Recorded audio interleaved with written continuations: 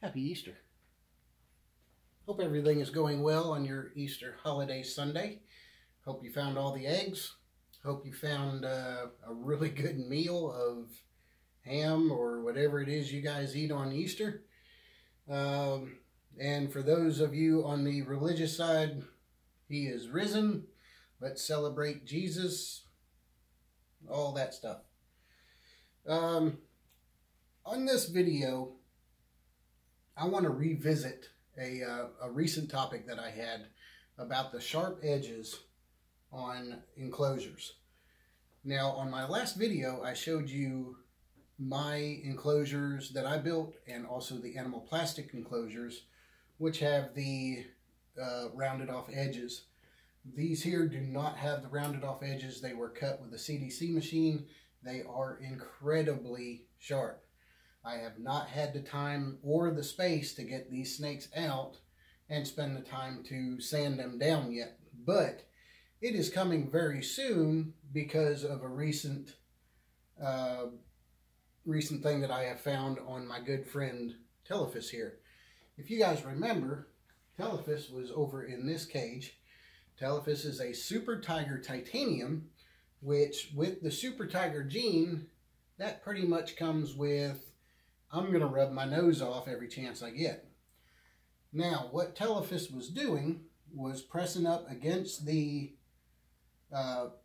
polycarbonate here, getting his face wedged down in between the track and the PVC. Not only was his nose swelling, but let me see if I can show you the two places on the bottom of his chin. If you guys notice those brown spots, I have since put him in my showcase enclosure, which doesn't have this lip. It doesn't have a sharp edge. It doesn't have a place for him to wedge. His nose has gone down, but those two brown spots on the bottom of his chin were scabs that swollen up so bad from these sharp edges right here on the window frame. One of the things that you will notice on some of these enclosures that either they're new to building enclosures or, you know, somebody that is home building. But again, with the sharp edges, not only do you have the opportunity to have a snake come up with a cut, but you also have one that could develop scabs on its chin from getting his face wedged down in there and rubbing against that really sharp edge. That's why I was telling you it was important to do both sides of that edge. Now, let me show you the enclosure he is in now, and it is destroyed because he likes to destroy his enclosures. These are my showcase enclosures, and as you can see, there is no edge for the PVC to come up. It is just a rounded off edge. And I've had him in here for 5 days. And he is almost healed. Aren't you, little buddy? He's still got a little bit of swelling on that bottom side. But for the most part, he has healed up. Notice that I did not rush him to the vet. I think we've covered that before as well. But, you know, I put him in a separate enclosure and give him time to heal the way that they are, in nature, allowed to do. So, just a quick video to reiterate how important it is to sand these edges down on your window frame. That right there has been going on for a while, and I didn't notice the two dots on his chin, the scabs. And then when it really started swelling up, I noticed it, and I thought, what in the hell is he doing? Is he pushing that hard? Is he having an abscess tooth or what it is? But I realized one day there was two little blood spots on the sharp corner of these cages, and it hit me. All right, he's jamming his face down in there. He keeps rubbing over that sharp edge, and he's just rubbing the scales and the skin on his chin. So again, very important that you check these two sides of the window frame on your enclosures. That's all I really wanted to say about that. That one kind of pissed me off, so I wanted to go to it again.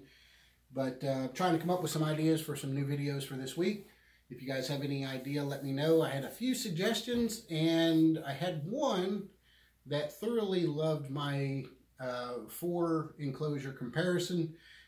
Forgive me, I don't remember your name right now. I think it is Fire Dragon or something like that. But he wanted me to do a comparison on the monster enclosures, on the Vision, and on the Showcase. Now, I can show you guys the difference on the Showcase, but I do not have a Vision, nor do I have a monster enclosure. So if I get to the point where I can get a couple of those in, I will certainly do so, and we can do another video on enclosure comparisons. But until then, we'll try to come up with something else. We are getting very close to my hatch date. I think today is the 21st. That puts us about 19 days out from a 84-day hatchling date, which, as most of you know, it can go anywhere from 84 to 90. So bear with me on that. But we'll definitely get an egg cutting video coming up real soon, which I am beyond excited about. Just really don't know what I'm going to get. So hoping for some good ones come out of that. Anyway, I hope you enjoyed the video. I hope you enjoyed me hitting on that one topic once again. I felt it was necessary to do that since I did have an injury, which was the whole reason I visited that topic before. But it just didn't dawn on me that, well, shit, you know, you told people to look at that and you got enclosures that are like that. But just know once I get some more space to where I can take some animals out, put them somewhere else, and get to work on these, they will certainly be sanded down. If you have any questions, let me know. I hope you enjoyed the video. Happy Easter, everybody. I hope everybody has a safe one, and we'll see you later this week. Thanks.